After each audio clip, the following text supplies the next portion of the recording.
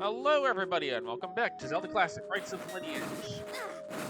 I am Elsoa, aka Isolated726. I built this, and I am the creator of this, and yes, I do have my development notes. I felt the need to mention that constantly so that people are like, so you know where you're going? Well, I have my notes.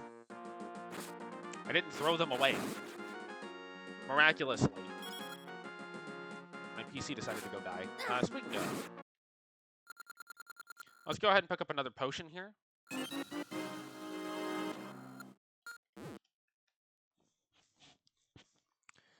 So dungeon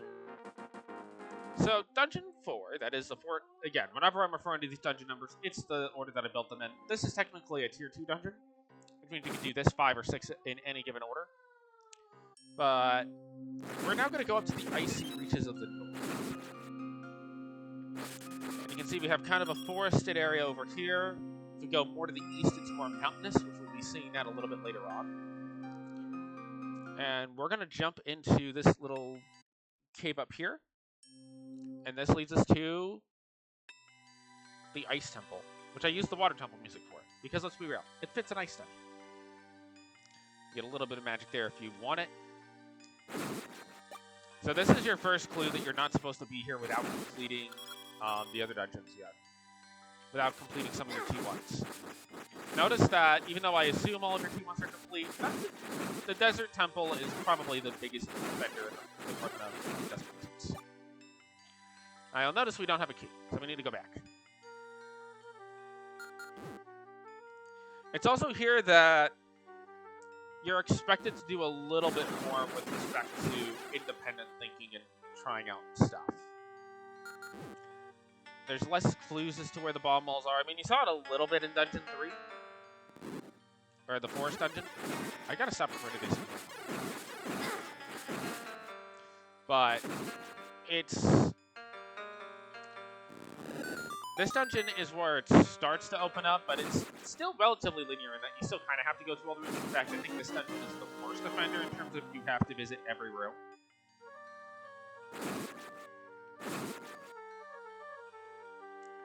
But in general, this is probably the last of the very restrictive movement dungeons. When we get to the Desert Temple and onward, it's going to be a lot more.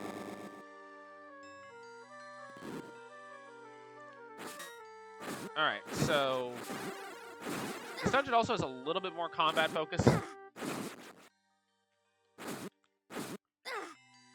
And some of the others. Just get a random key here. We're going to go south first.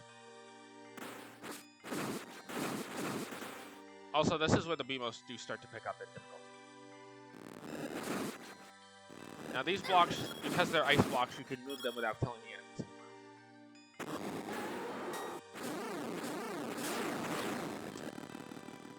I think I need to go north first.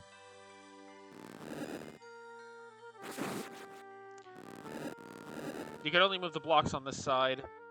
Yeah, I think I want to go back north real quick before I commit too much to that southern route. I seem to recall...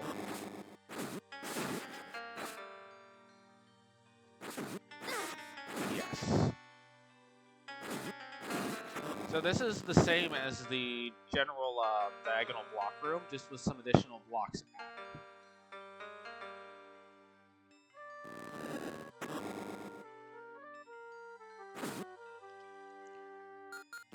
Go ahead and pull the arrows out here.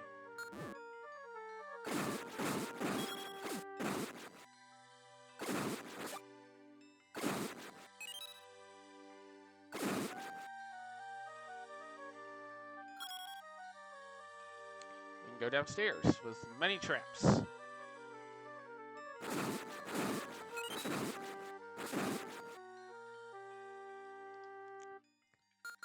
I will be lighting up these rooms. But yeah, there's definitely a bit of a difficulty spike in these T2s.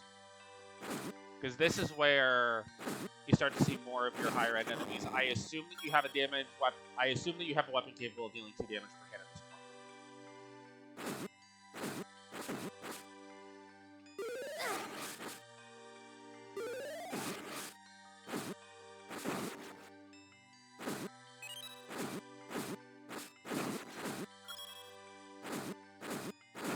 through whatever means that is. But we get the map.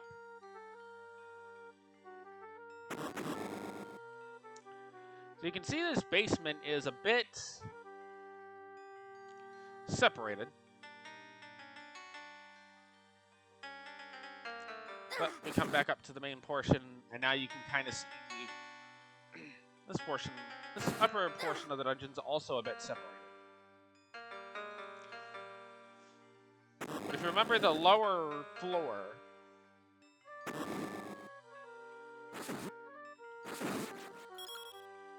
that's very much linked to what we see up here.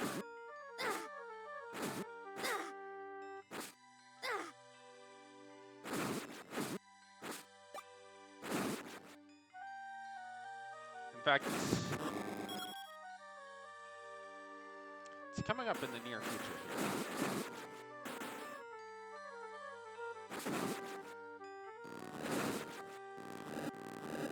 So, we'll continue on through this portion of the devil.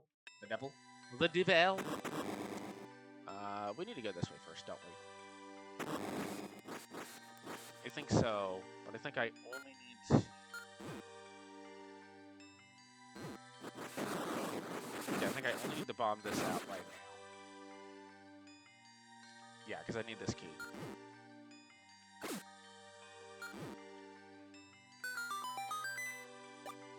Again, if it seems like I'm taking a very specific path, I do have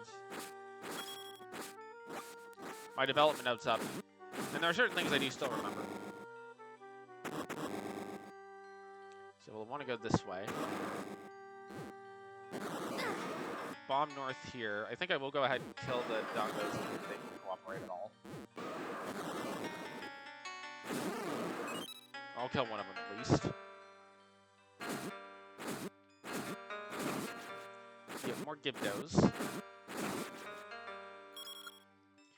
we'll need to push a block. Let's try this block. It worked. Allows us to get inside. And now we're in the big open room of the basements. Yes, you can get to the north if you have the flippers, but we don't have those yet. But now we go into the second basement, where we see some more of those fast Gibdos that we saw earlier.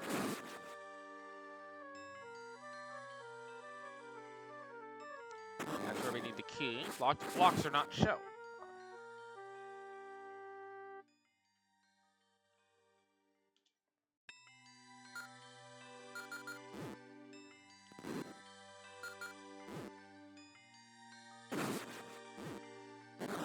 Bomb north here. That gets us to another 3-headed block.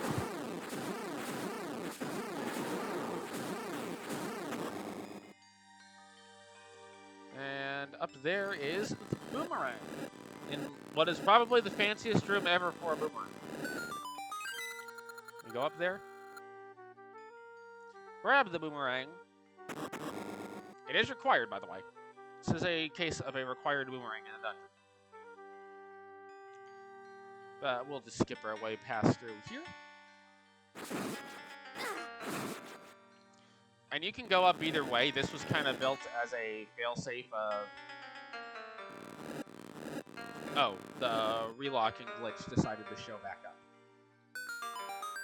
So why did we go get the boomerang when we didn't know if we needed to go this way? Well, that's because I have my development notes. But if you were to go, continue through this basement, which you will need to kill these tridongos to deal.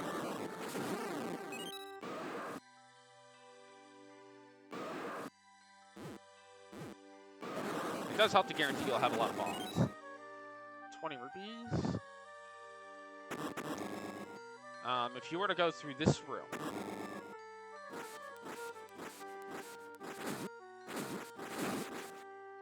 which interestingly, the ice blocks don't push.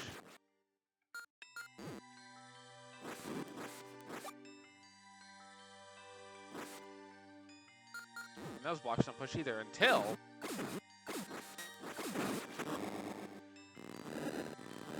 you do that. Then they push as much as you want. You'll end up in this room, which this takes you down to the basement. And it's this crystal switch You would get to this crystal switch, try to hit it, nothing would work. That is a boomerang-only crystal switch.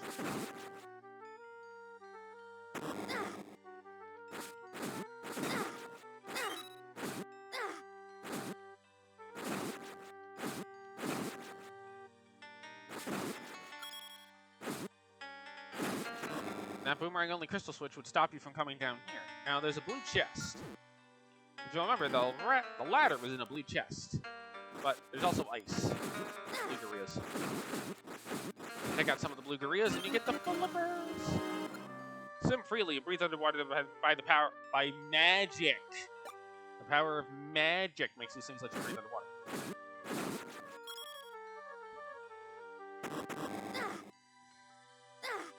So now we can head back to that room in the center that you can see on the map.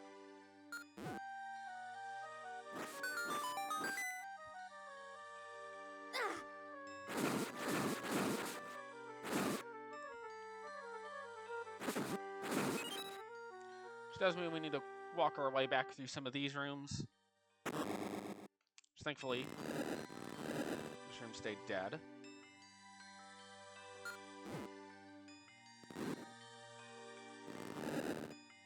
And even if you push it in front of the door, you can just push it back.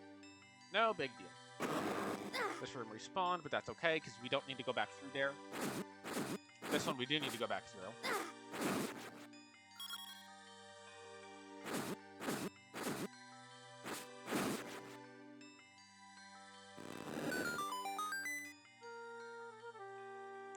And now we can swim. So if we swim up here, we get a treasure chest with one. Don't spend it all in one place. But that's not the main thing we care about. What we care about is this underwater stage. We can't go in. Welcome to the underwater areas.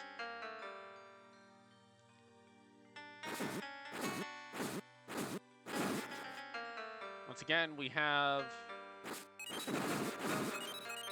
enemies apparently breathing underwater, although I don't know if the Geetos actually breathe, so that's probably okay.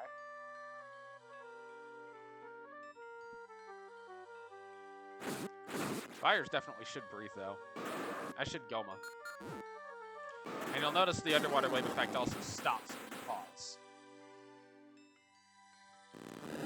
Well, we're here to pick up the compass. So now we know where the Triforce is. Although with this map, it was a little bit more obvious than not where the Triforce was going to end up. Just by sheer virtue of the way the 1F map is set up. But speaking of the 1F map, we can now swim over here, and we're on the west side of the first room.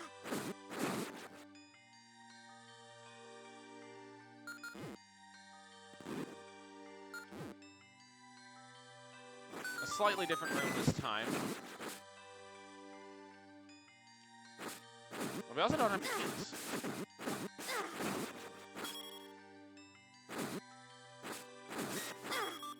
I kind of need a key, like that key, to go on. I'm hoping I don't have to spend a potion immediately. Okay, we should be good now.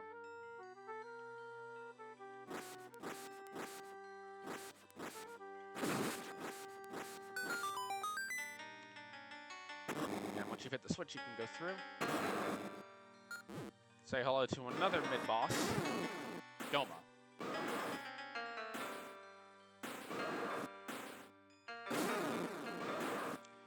Now, what we can see from here is that going to the left will take us to the boss. Whereas going north has the least amount of room we have to travel through to get to where we want to go. So we'll just go ahead and go north first.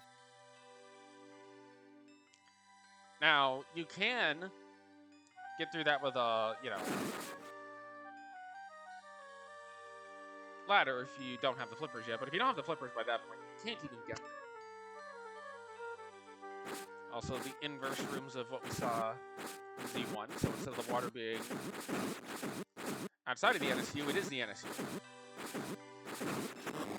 More of the high-tier Gibdos, gotta go down.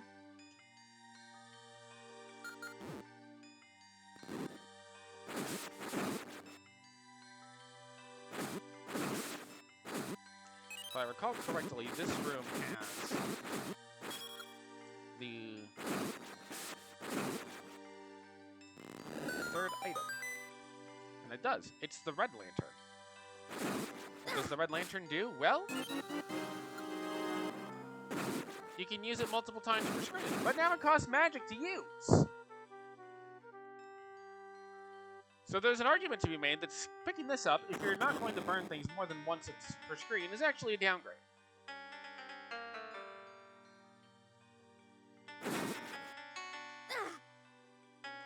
That's all that's down there. You cannot get those chests in the water. They're just there for decoration.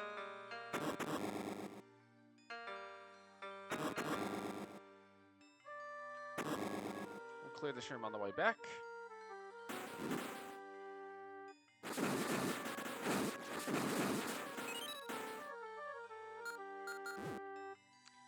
You'll notice I'm mostly keeping the sword out, but I wanted to give the players the option of pulling out things not the sword.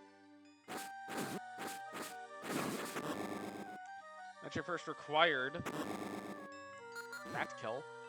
We'll finish that room off on the way back. And here's our old pal, the Dig Dogger. Except this time he splits into 3. So what do? Well, the boomerang can stun the Dig Dogger kids if you can catch them.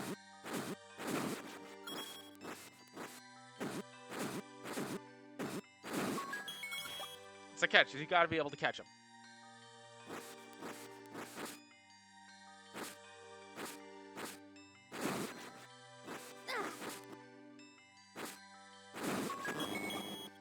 You can get a little heart there, but again, that's conveyor belt room. And we'll pass down into this room, which for an icy dungeon, it is pretty dark. Kill the Aquamentus so you don't have to deal with them later. And now we get the upside down spiral. Or I guess as some would call it the 2Q8 spiral. 2Q8 being a reference to vanilla second quest.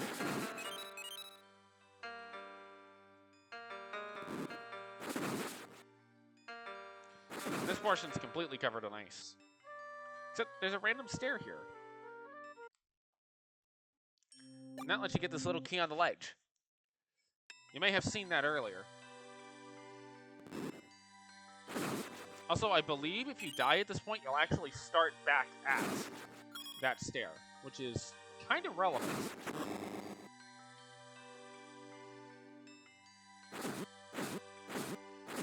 Because this room exists. That is the boss key.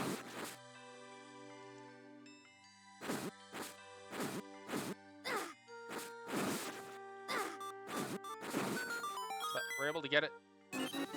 Now, I will go ahead and potion here.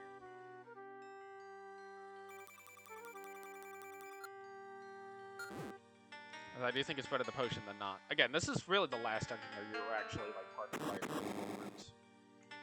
The dungeons going forward are going to be a bit more open-ended.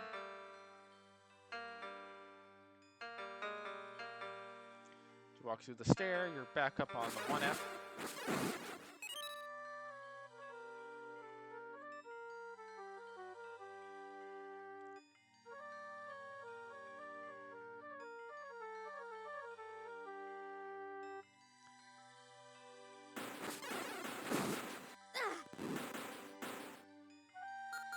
Pull the bow out, because we're going to need that for those pulls voice we saw earlier.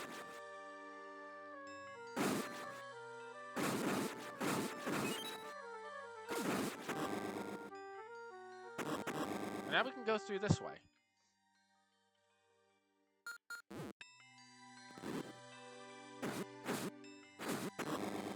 And fight. Well, probably the most disappointing boss. I'm not gonna lie. I'm not happy with how that boss came out. Because it's probably one of the easiest bosses. But we get a Trinkle. That's my one complaint with that boss, is it's honestly a lot easier than I thought it would be. And now we have some more bonus caves we can go do. Now, if you'll remember, I skipped the bonus cave earlier because it was going to be very inconvenient to do it when it was relevant. Here, I'm going to do the opposite. I'm going to do a cave early because it's very convenient to do early. There's your Bloopy. the thing is, you would... Like, this is technically doable, I think, right from the get-go. There's a couple of these that are doable right from the get-go.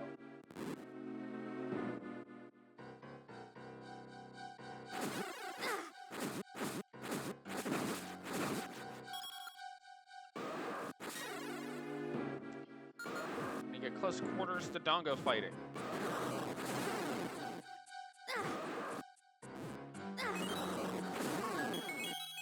But that's for a piece of heart.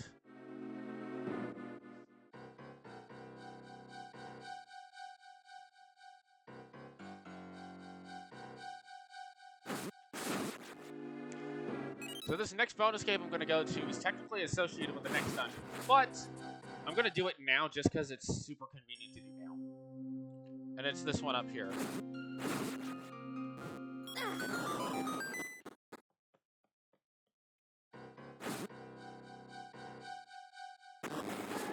It also helps that this one's entirely combat focused.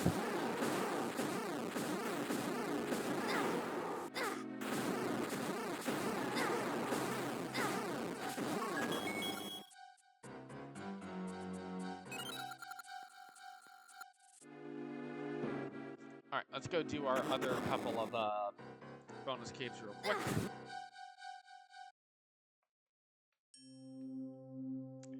Both of which are going to be up in this ice mountain area.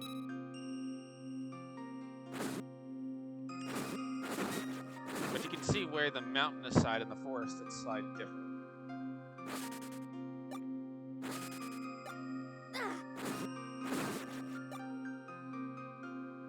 Also, for those wondering, yes, this is Phendrana Drift from Metroid Prime. This won't be the only Metroid track we hear in the soundtrack of this game. Actually, hold on, that was it right there.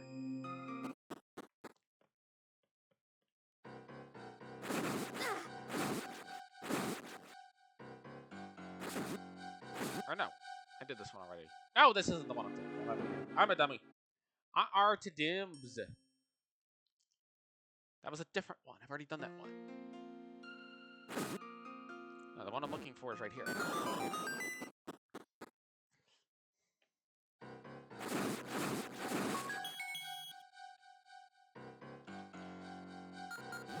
So, you're supposed to use the boomerang to get in here, but I didn't actually make it a boomerang block. So you can do it with whatever weapon you want.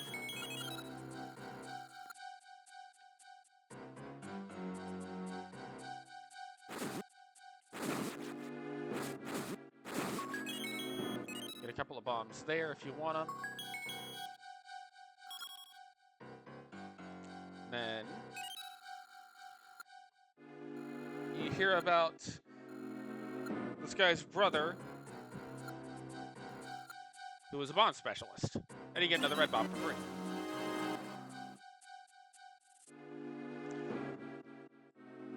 All right, and then our last bonus cave before we go to the desert dungeon. It's gonna be okay. It's gonna be over here.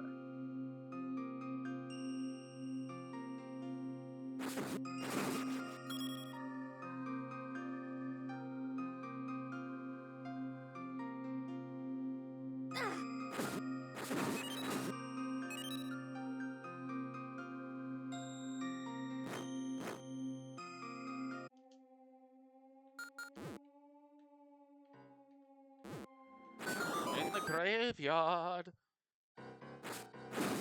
Which, I wonder what you need in order to do this dungeon. Or this little cave. I wonder if you need the flippers. Head over this direction first.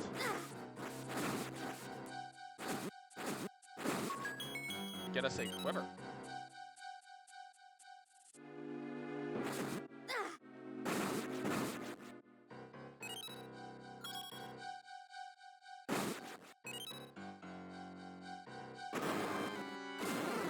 Only to find a blue Goma standing in the way of us in our heart piece.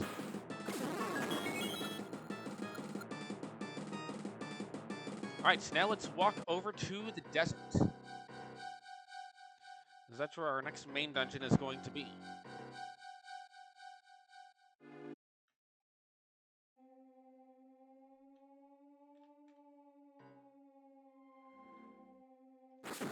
cutting through the forest is fine here. Just partially. Then we'll go ahead and climb the mountain. Anything I'm not showing off is either money or Doro Bears. Or shops that don't have any value right now. Because I have good ammo and good magic.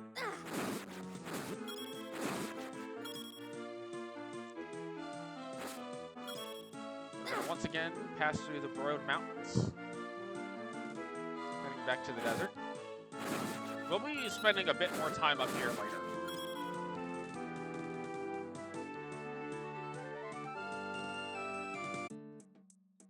Welcome to the desert.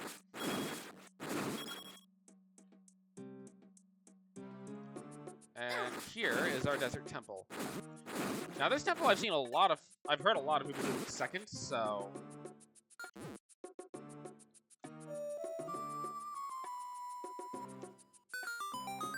yeah, this is where we'll pick up on the next episode of this playthrough. Thank you everyone for watching.